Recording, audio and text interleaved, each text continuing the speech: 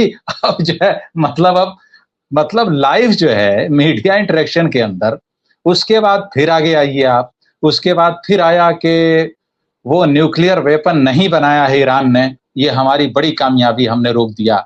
अगर वो बना लेते तो बहुत खतरा हो जाता, लेकिन हम ये एश्योरेंस चाहते हैं कि ईरान न्यूक्लियर वेपन ना बनाए।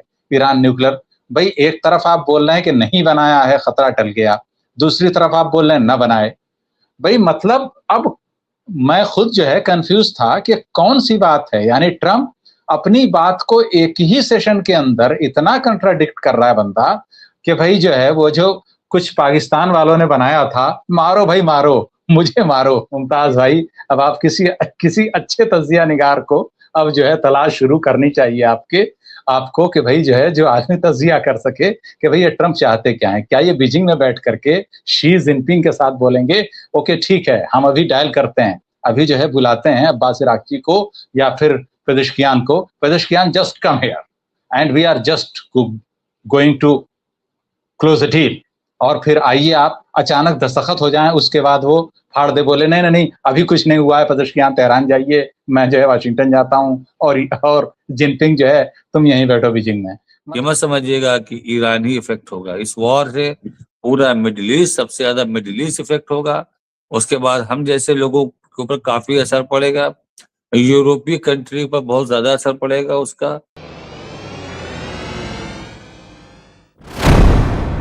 मैं सबसे पहले अब्दुल वाहिद साहब आपके पास आऊंगा, क्या अपडेट है, क्योंकि जो नया प्रपोजल मुज़ाकरे के लिए ईरान ने भेजा है वो अमेरिका ने उसको एक्सेप्ट नहीं किया, डोनाल्ड ट्रंप ने।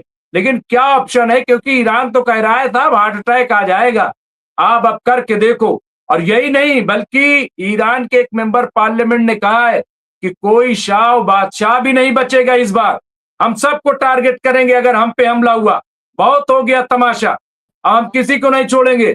जी अब्दुल वाहिद साहब। जी देखिए, ऐसा है कि अभी जो है कुछ देर पहले डोनाल्ड ट्रंप का जब लाइव जो है मीडिया इंटरेक्शन का आ रहा था तो मैंने उसको देखा, बहुत सारे चैनल्स ने उसको जो है एयर किया।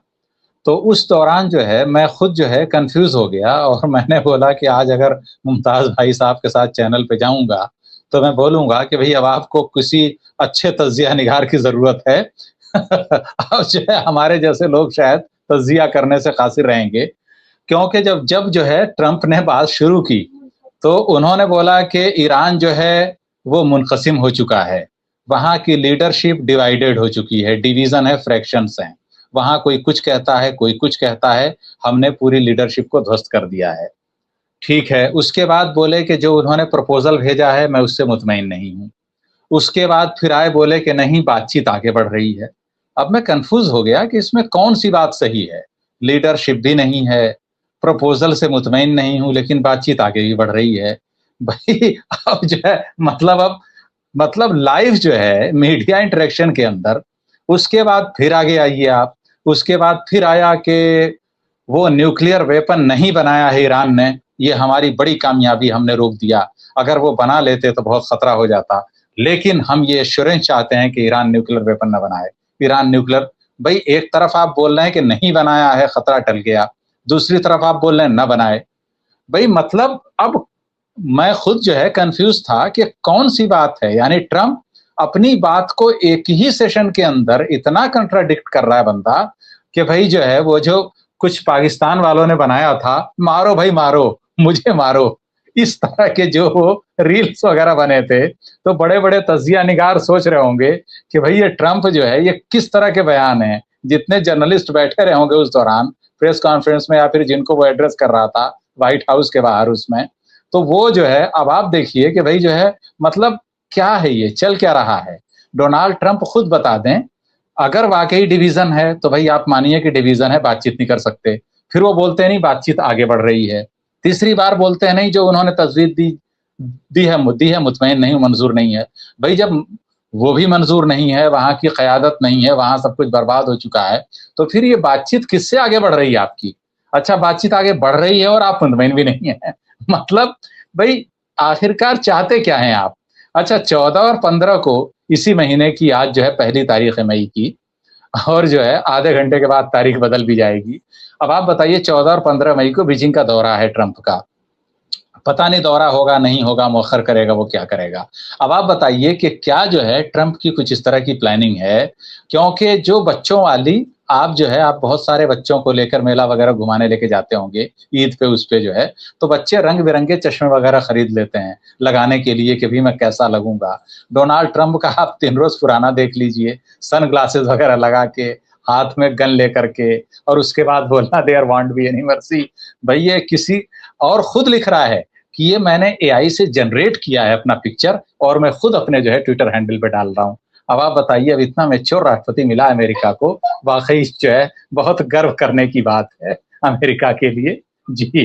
तो अब जो है अब इस तरह की शख्सियत के ऊपर जो है अब तबसरा जो है, इसीलिए मैंने कहा मुमताज भाई अब आप किसी अच्छे तजिया निगार को अब जो है तलाश शुरू करनी चाहिए आपको कि भाई जो है जो आदमी तजिया कर सके कि भाई ये ट्रंप चाहते क्या है। क्या ये बीजिंग में बैठ करके शी जिनपिंग के साथ बोलेंगे ओके ठीक है हम अभी डायल करते हैं, अभी जो है बुलाते हैं अब्बास इराक़ची को या फिर पेजेश्कियान को, Pezeshkian just come here and we are just going to close a deal, और फिर आइए आप अचानक दस्तखत हो जाएं, उसके बाद वो फाड़ दे बोले नहीं नहीं नहीं अभी कुछ नहीं हुआ है, पेजेश्कियान तेहरान जाइए, मैं जो है वाशिंगटन जाता हूँ और जिनपिंग जो है तुम यहीं बैठो बीजिंग में। मतलब ये आदमी क्या है, चाहता क्या है, किस तरह से करना चाहता है, सूरत हाल क्या है। भाई तजवीज मिली, जुमेरात को ईरान ने तजवीज पेश की, एक मेच्योर स्टेटमेंट पाकिस्तान की फॉरेन मिनिस्ट्री का आया कि हम उसके नुकात डिस्क्लोज नहीं करेंगे क्योंकि ये हमारे बाहमी तल्लुकात का मौजू है। सही बात है उनकी। उसके बाद भाई जाहिर सी बात है कि वो तजवीज जो है यूएस को भेजी गई। अब उसको भेजने के फौरन बाद जो है इस तरह से एक उमूमी प्रेस कॉन्फ्रेंस के अंदर कौन सा दुनिया का ऐसा हेड ऑफ द स्टेट है जो इन सारी चीजों को डिस्क्लोज करता है ऐसे। तो अब जो है अब आप सोचिए, अच्छा दूसरे क्या है, गोदी मीडिया हमारे यहाँ सुबह से चला रहा है एक न्यूज, अब्बास इराक़ची चूंकि जनरल वाहिदी से मिल गए हैं, जानते हैं आप लोग कि वो गरम धड़े के आदमी समझे जाते हैं, आईआरजीसी के जो मिलिट्री चीफ हैं। तो अब जो है सवाल ये है कि भाई अहमद वाहिदी के दोस्त हैं पुराने अब्बास इराक़ची, मसूद पेजेश्कियान चूंकि एतदाल पसंद हैं, मोहम्मद बाखर कालिबाफ ये भी एतदाल पसंद लोग हैं। तो ये लोग नहीं चाहते कि अब्बास इराक़ची जैसा कोई ऐसा आदमी रहे जो कि डील करना ही नहीं चाहता। भाई अगर अब्बास इराक़ची डील करना नहीं चाहते हैं तो वो कौन से जो है चैनल पे हमारे यहाँ आए थे और वो बता के गए थे इनको, या फिर पेजेश्कियान साहब के साथ कोई हॉटलाइन है हमारे यहाँ के चैनल्स की जो ये सुबह से, अच्छा मैंने सोचा कि भी शायद एक चैनल झूठ बोल रहा होगा दूसरा वाला बता देगा सही, वो सिरे से मैं देख रहा हूँ 4-5 चैनल जो मेन हैं वो सारे के सारे चलाए जा रहे हैं कब होगी अब्बास इराक़ची की विदाई। एक तो बोल रहा है 3 घंटे में होंगे विदा। ये ऐसे ही है जैसे एक बार हेडलाइन लगी थी अभी कुछ महीने पहले, कहाँ छुपा है शी जिनपिंग, थर थर कांप रहे हैं पुतिन, मसूद पेजेश्कियान कहाँ है। भाई अपना मजाक उड़ाइए लेकिन कम से कम एक लिमिट रखिए, एक मेयार रखिए। अब लोग फिर तो यही होगा कि भाई जो बड़े बड़े नामवर चैनल हैं तो उनको भी आदमी देखना बंद कर देगा, फिर सूरत हाल यही आएगी। मतलब कहाँ से लाते हैं ये खबरें, ये भाई वही आदमी मेन नेगोशिएटर है, वजीर खारजा है, वही जा रहा है सबसे मुलाकातें कर रहा है, फिर ये बता रहे हैं फ्रैक्शन है। बेसिकली क्या है कि कंफ्यूजन क्रिएट करके ये पूरा डोनाल्ड ट्रंप एंड कंपनी जो मीडिया वगैरह सब हैं ये पूरी दुनिया को यही दिखाना चाहते हैं कि ईरान के अंदर कुछ नहीं बचा है और ये पूरे का पूरा भाई अगर नहीं बचा है तो जाकर के कब्जा कर लो, जाइए आप। तो सवाल वही है कि क्या ये पॉसिबल है, तो ये पॉसिबल नहीं है। बेसिकली क्या है कि इनके जितने खेमे थे including their blue eyed boy यानी यूएई, ये सारे चूंकि बिल्कुल मुनहदिम होने वाले हैं, मसमार और धराशायी होने वाले हैं। तो एक फ्रस्ट्रेशन आप समझ लीजिए कि गोदी मीडिया, उस माइंडसेट के उसके लोग जिनके अंदर कुछ ना कुछ किसी हद तक हेट्रेड है एक पर्टिकुलर कम्युनिटी को लेकर के, जो ये डिफरेंशिएट करने से कासिर हैं कि डोमेस्टिक पॉलिटिकल कंपल्शंस क्या होते हैं और फॉरेन रिलेशंस के इंग्रेडिएंट्स क्या होते हैं। तो वो लोग जो है इस वक्त बैठ गए हैं किसी तरह से। तो होता यह है कि every dog has its day. तो अब क्या उनका भी दिन आता है तो ठीक है, आजकल इसी तरह के लोगों का दिन आया हुआ है, बट इट डजंट मीन कि अच्छे लोग, काबिल लोग इररिलेवेंट हो गए हैं। वो दुनिया में हमेशा हैं और जिस दिन काबिल लोग इररिलेवेंट हो जाएंगे, उस दिन क़यामत आ जाएगी, सीधी सी बात है। तो अभी फिलहाल सूरत हाल ये है कि अभी ईरान बैक फुट पर नहीं, फ्रंट फुट पे है। और दूसरे जो आपने अभी बयान बताया है उनका, ईरान के उनका, तो ये बिल्कुल सही बात है कि अब की बार प्री एम्प्टिव स्ट्राइक का मौका ईरान इसराइल और अमेरिका को नहीं देगा। अब ये दोनों जो है ईरान के प्री एम्प्टिव स्ट्राइक के लिए तैयार हैं। सूरत हाल यहाँ पे आ गई है, इसे बोलते हैं बैलेंस ऑफ फियर। मुझे जो है लगता है ऐसा कि अब ईरान ने बहुत सारी चीजें देख ली हैं और अब ईरान भी समझ गया है कि लातों के भूत जो है बातों से नहीं मानते। जी मुमताज भाई। नहीं, बिल्कुल ये सही है और यही वजह है कि देखिए बिल्कुल क्लियर कट कह दिया और ये कह दिया है साहब आपकी कोई नहीं बचेगा। और ये देखिए हमारे साथ जुड़ गए एडवोकेट राशिद रिजवी साहब, सीनियर पॉलिटिकल एनालिस्ट हैं, माहिर तालीम, माहिर कानून और मिडिल ईस्ट पे अच्छी नजर रखते हैं, तमाम एजेंसियों का मुताला करते हैं और बहुत ही संजीदा गुफ्तगू, मैं उनका इस्तकबाल करता हूँ, खैर मकदम करता हूँ। और राशिद साहब, लोग कहते हैं कि बड़े बड़े जो बहे जाए और गधा जो कहे कि हमें तो था नहीं मिल रही है, तो उसी टाइप का ये देखिए यहाँ पे बयान आप देखिए, यूएई ने ईरान को बिना शर्त स्ट्रेट ऑफ हुर्मुज को खोलने की धमकी दी। यानी ये यूएई है जो रो रहा था अमेरिका से कि हमारी मदद क्यों नहीं कर रहे हो, ईरान हमें मार रहा है, वो ईरान को धमकी दे रहा है।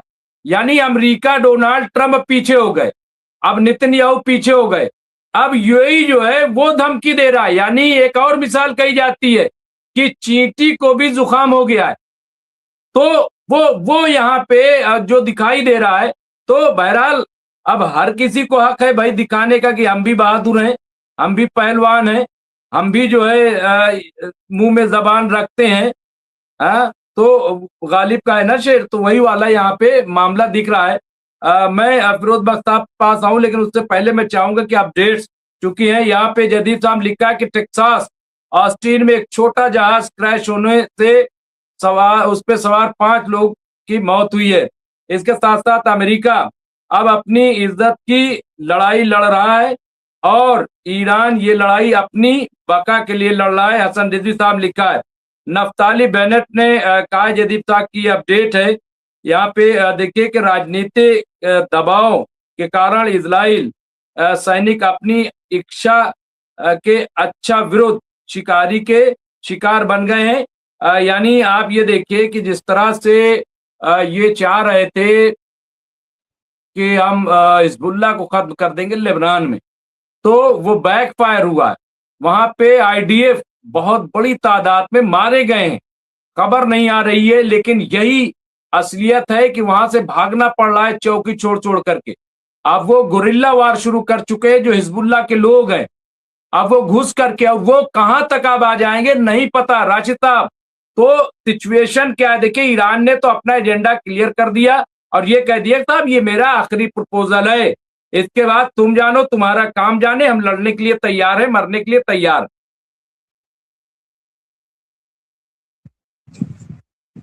जी मुमताज भाई, अभी शाम को 6:30 बजे इंडियन टाइम के अकॉर्डिंग राउटर्स ने एक हेडलाइन जारी की थी। उसमें ये कहा था कि डोनाल्ड ट्रंप को वाशिंगटन को ईरान से जो प्रपोजल मिला है उसको अभी डिसलाइन नहीं किया है डोनाल्ड ट्रंप ने।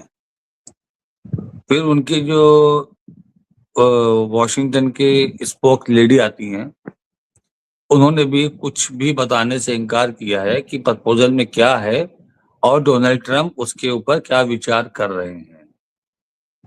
ये बात तो हो गई प्रपोजल से रिलेटेड कि जिसके ऊपर अभी भी डोनाल्ड ट्रंप ने कोई अपनी ओपिनियन नहीं रखी है कि वो एक्चुअल में उस बात को आगे बढ़ाएंगे नहीं बढ़ाएंगे, क्या करेंगे। देखिए ईरान भी बहुत शार्प गेम खेलता है। ईरान को जब ये लगा, कल जब वाशिंगटन ने सेंटकॉम ने उनके एडमिरल ने डोनाल्ड ट्रंप से मिल करके पूरे जंग का एक फाइनल फार्मूला दिया जो शॉर्ट टर्म वॉर का नाम दिया गया, जिसमें ये अपने हाईवी एसेट यूज करेंगे। जो लेटेस्ट टेक्नोलॉजी से बने हुए हैं उसको यूज करेंगे और ईरान के जितने भी इंफ्रास्ट्रक्चर हैं, उनके गैस फैसिलिटीज हैं, ऑयल फैसिलिटीज हैं, प्लस सरकारी ऑफिसेज हैं, वो सबको वो एक ही बार में सब डिस्ट्रॉय करके खत्म कर देंगे। ये उनके सामने फार्मूला रखा गया कि मेरे पास ये ऑप्शन है। लेकिन एक चीज और आती है कि जब 60 दिन का आपका वॉर का हो गया और 60 के दिन के बाद आप नहीं वॉर में जा सकते हो, क्योंकि सीज फायर का मतलब ये नहीं होता है कि वॉर खत्म, यानी वॉर पॉज हो गई। लेकिन जो 60 दिन चलता है वो पॉज उसमें गिने जाते हैं। ऐसा नहीं है कि जिस जिस दिन हमला होगा वो दिन गिने जाएंगे। जो सीज फायर का ड्यूरेशन होता है वो भी गिना जाता है उसमें 60 दिन में, वो पूरे हो चुके हैं। अब इनके पास जो वहां का कानून है अमेरिका का, उसके अकॉर्डिंग तो ये आ नहीं सकते हैं। अब वो एक रिक्वेस्ट लेकर के आते हैं, क्या करके आते हैं इसके बारे में हम तो भी आपको कंफर्म बता भी नहीं सकते कि ये अपनी रिक्वेस्ट रखेंगे वो एक्सेप्ट होगी कि नहीं होगी। हो सकता है कुछ 10 दिन 8 दिन के ड्यूरेशन मांगे। तो ये तो हो गई उनकी स्ट्रेटेजी ईरान की, वो आपके डोनाल्ड ट्रम्प की, कि पूरी तरीके से तैयारी कर रहे हैं अटैक करने की। ईरान ने शार्प गेम खेल लिया कि पूरी दुनिया को दिखाने के लिए उसने बातचीत का दरवाजा फिर से खोल दिया, फिर से एक नया प्रपोजल भेज दिया। अब एक चीज और हम आपसे क्लियर करना चाहते हैं कि जो ईरान का ये पहलू है, इसको लोग अलग अलग नजरिए से देखते हैं। और ये बात हम आपसे एक बात नहीं, आपके प्लेटफॉर्म पे कई बार कह चुके हैं, वो कई बार कहेंगे कि जो नजर आता है सिर्फ वही नजरिया ना बनाया जाए। नजर चीजें जो आती हैं उसके पीछे के जो नजरिए होते हैं वो अलग होते हैं, सामने दिखने वाले अलग होते हैं। दो अलग अलग नजरिए। एक पहलू मानता है कि ईरान डर गया है, ईरान हमला झेलने लायक नहीं बचा है, तो ईरान चाहता है कि किसी तरीके से अमेरिका हमला न करे और हम सब कुछ सरेंडर करने को तैयार है, बातचीत करने को तैयार है, ताकि हमारे ऊपर दोबारा हमला ना हो, हमारी चीजें तबाह ना हो। दूसरा पहलू, दूसरा ग्रुप ये कह रहा है कि ईरान ये शार्प गेम खेल रहा है, जैसे हम जैसे लोग कहते हैं कि ईरान एक शार्प गेम खेल रहा है लोगों की हमदर्दी बटोरने के लिए। क्या अब ईरान फिर बात करना चाह रहा था, फिर बात हो रही थी, फिर अमेरिका ने हमला कर दिया, यानी सारी गलती अमेरिका की है, अमेरिका सुधरेगा नहीं। ईरान उस चीज को कंटिन्यू करना चाह रहा है जिस चीज को लेकर के वेस्टर्न कंट्रीज और यूरोपीय नेशन के लोग, इनके नाटो के लोग बार बार आवाज उठाते रहे कि आपको क्या जरूरत थी ईरान पर हमला करने की, ईरान तो कुछ कर नहीं रहा था, अभी न बताया आपने हमला कर दिया। उस चीज को ईरान फिर कंटिन्यू करना चाह रहा है, क्योंकि ईरान को एक चीज पे निगेटिव बनाया जा रहा था कि उसने हुर्मुज ब्लॉक कर दिया है, उसकी वजह से पूरी दुनिया में परेशानी है।